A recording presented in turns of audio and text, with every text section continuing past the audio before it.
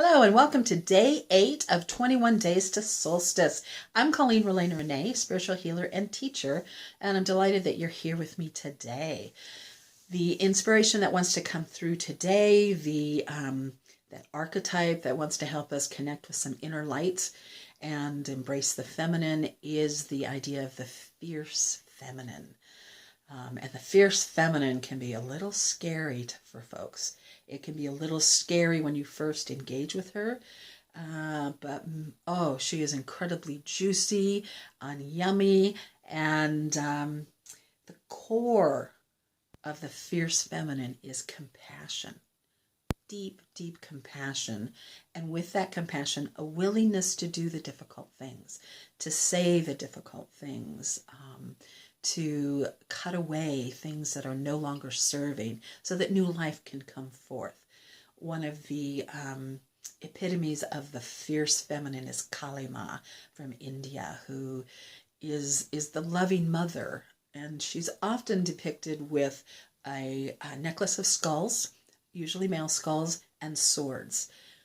And sometimes people get the impression that she's a man-hater and kind of a fierce warrior, and she is fierce.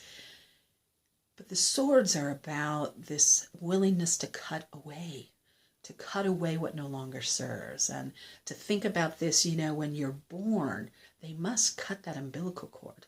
And yes, it separates you from a way you've known, from that nurture, that source of nurturance that you've got, literally your food.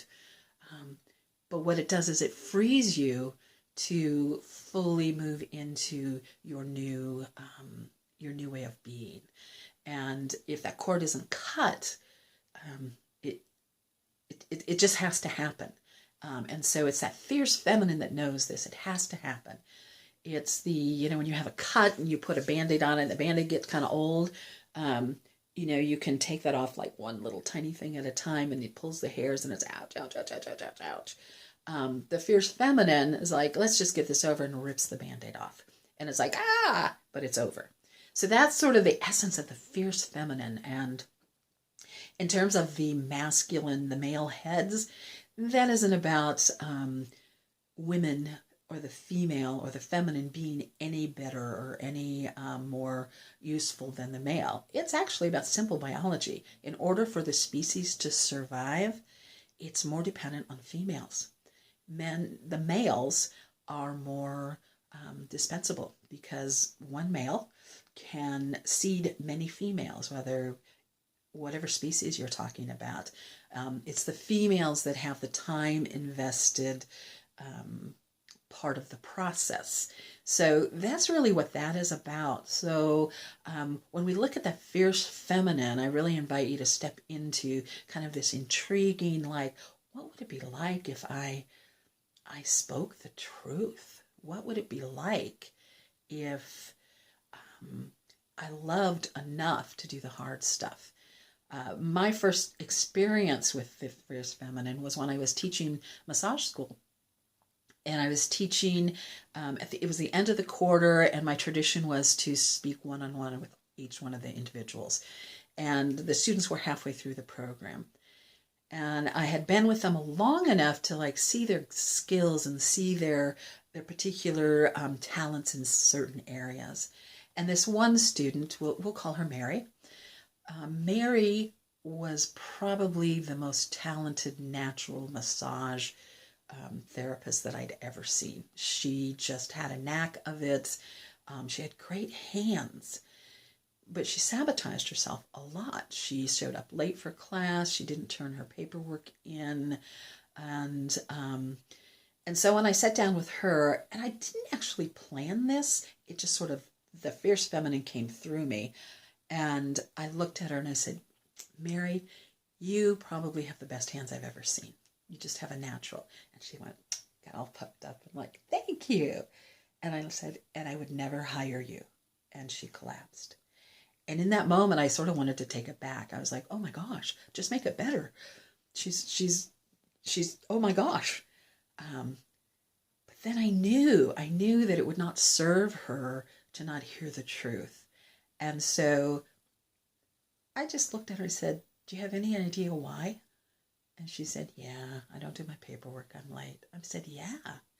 So in these next couple of quarters, in your last half of your program, I really challenge you to step up, to not sabotage yourself, because the world needs your hands.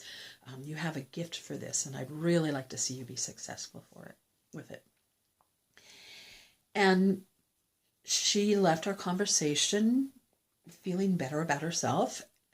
And I kind of followed her in the next 2 quarters, just kind of checking in. And she did. She turned her paperwork in time, and she did what she was supposed to do in terms of the success of the business of being a massage therapist. And at graduation, she came up to me and she said, so, would you hire me? I said, without a doubt. And, it was a lovely, tender moment. I was very happy to have served her in that way.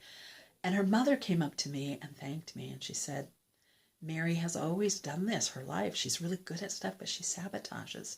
And this is the first time she's completed something and felt really good and positive about herself.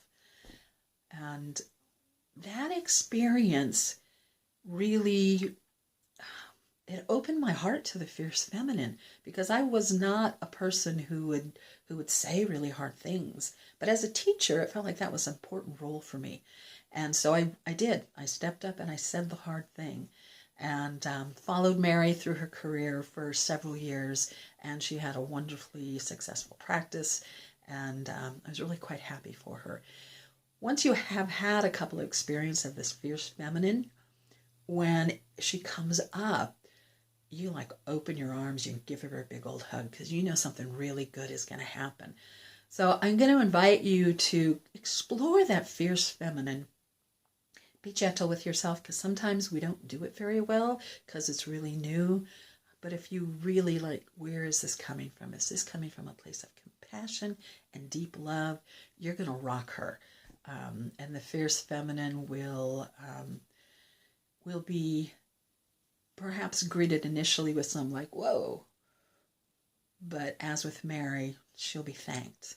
So let's look at the fierce feminine with some new eyes and some new appreciation and some deep compassion for her, because she does some really hard things. Okay, that's it for today. I will see you tomorrow. Many blessings, and we're not quite halfway, but we're almost halfway through our vigil to the rebirth of the sun. Blessings.